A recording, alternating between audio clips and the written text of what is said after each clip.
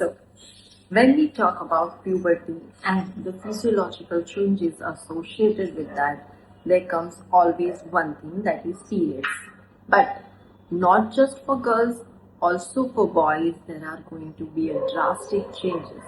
तो physiological changes में हम पहली ही बात में समझते हैं कि अगर वो पीरियड्स की बात हुई तो नॉर्मली कहीं ना कहीं कुछ लड़कियों को अंदाजा होता है या फिर लिटरेट पेरेंट्स चूज करते हैं कि उनके बच्चों को पीरियड्स के रिगार्डिंग समझाए कि क्या होता है, क्यों होता है, और बच्चों को डर न जाए, इस वजह से ये इंफॉर्मेशन जरूरी भी है। लेकिन उसके साथ जरूरी है कि अवेयरनेस का मतलब क्या, कि सिर्फ पीरियड्स आएंगे या फिर उसके लिए प्रिपरेशन होने के लिए we have pair of pads और समथिंग। तो ये हमारी बहुत ही बेसिक जानकारी है, और उस बेसिक जानकारी के साथ साथ हमें ये जानना जरूरी है कि पीरियड्स को एक्सेप्ट कराने के लिए एवरी गर्ल शुड अंडरस्टैंड कि ये बहुत ही नॉर्मल प्रोसेस है। क्योंकि हर बार हम ये सुनते रहते हैं कि हाँ अब तो तुम्हें पीरियड्स आ जाएंगे, अब तो तुम ये करोगी, अब तो तुम्हें दर्द होगा, या फिर उनके कुछ मेंटल लॉस को भी इसी पीरियड्स के साथ एसोसिएट कर दिया जाता है कि ओ यू हैव पीरियड्स, शायद इसकी वजह से ये सब हो रहा है।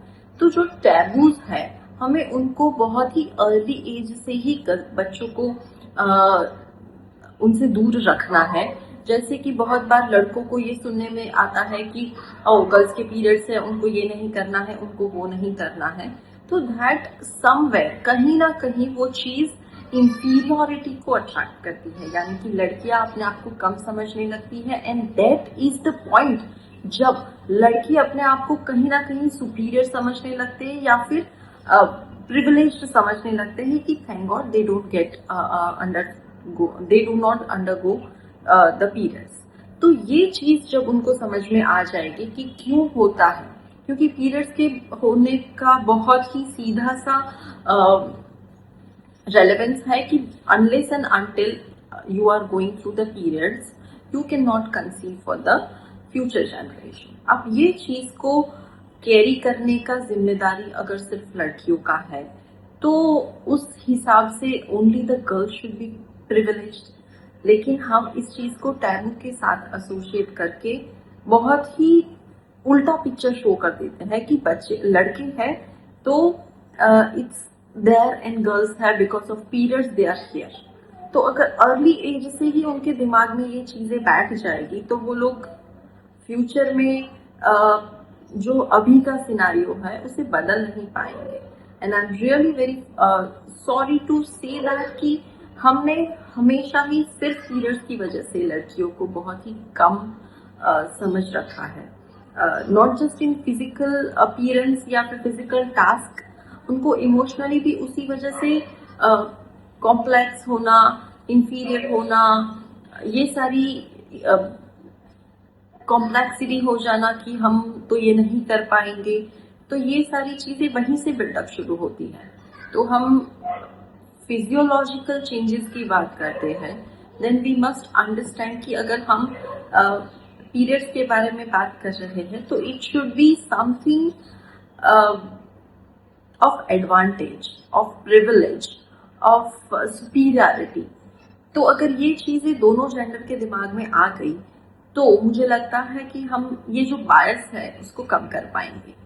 बस अब फिजिकल चीजें जो हम डिस्कस करेंगे उसमें ये है कि हाँ पीरियड्स शुरू हो जाते हैं, उसके लिए उनको पूरा प्रोसेस समझाना शायद उनके टेक्स्ट बुक्स में आजकल आता है, तो उनको घर पे भी ये चीजों के बारे में अवेयर करना अच्छा होगा। जैसे कि उनके टीचर्स उनको समझाते हैं कि ये 28 डेज का 32 डेज का साइकिल होता है, उसमें फर्स्ट जो डेज होते हैं उस 15 डेज उनमें फॉलिक्यूलर फेज होता है, फिर उसके बाद ओव्यूलेशन होता है और उसके बाद उनका जो ल्यूटियल फेज होता है और उसके बाद पीरियड्स होने शुरू होते हैं। तो हर बार ये साइकिल चलती रहती है। तो उसमें गर्ल्स को ब्लीडिंग होना, क्रैम्प्स होना, एपेटाइट का चेंज हो जाना, नोजिया, वॉमिटिंग होना, ये सारे फिजिकल चेंजेस ये सारे सिम्टम्स उनमें दिख सकते हैं because of physiological changes happening inside the uterus ovary. ठीक है ना, तो यूट्रस और ओवरीज में जो चेंजेस हो रहे हैं उनको समझना जरूरी है कि ये चीजें हो रही है, ये फेज में ब्लीडिंग हो रहा है, ये फेज में ओव्यूलेशन हो रहा है।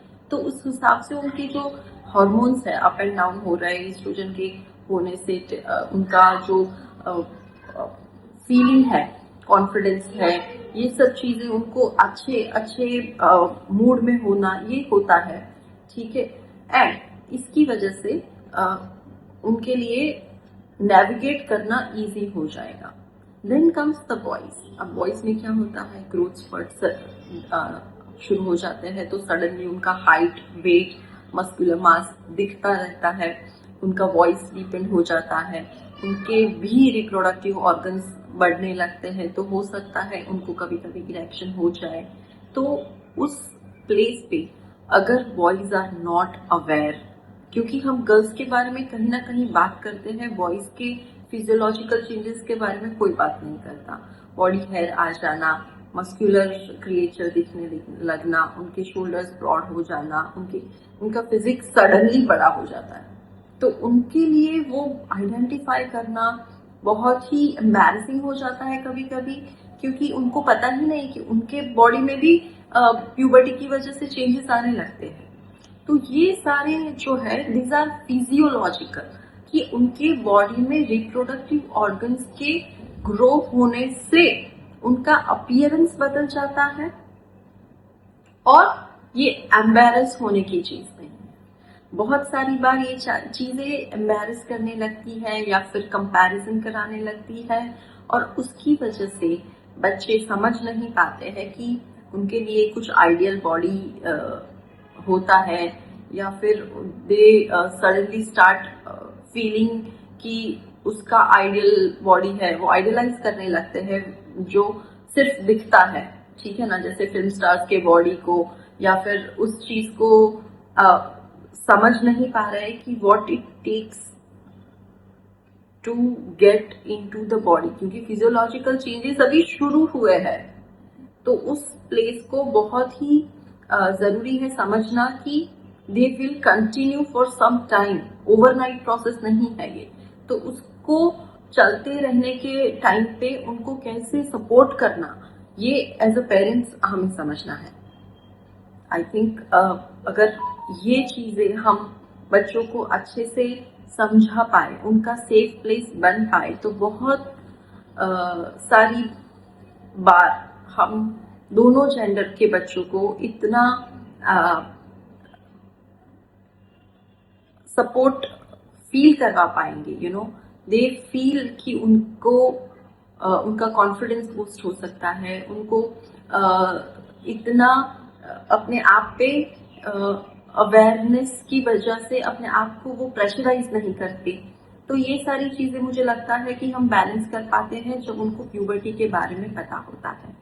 Let me know in the comment कि आपके बच्चों को, या फिर if you are a teenager, तो आपने अपनी प्यूबर्टी के एज में क्या नोटिस किया है। क्या आपको कुछ चीजें एम्बैरेसिंग लगी है, या फिर आपको लगता है कि इससे भी कोई और चीज है जिसको जाना जा सकता है। Let me know in the comment box and we will surely address those things. I will see you in the next video. Till then understand that puberty is a normal process, physiological changes सभी को होते हैं। Ciao.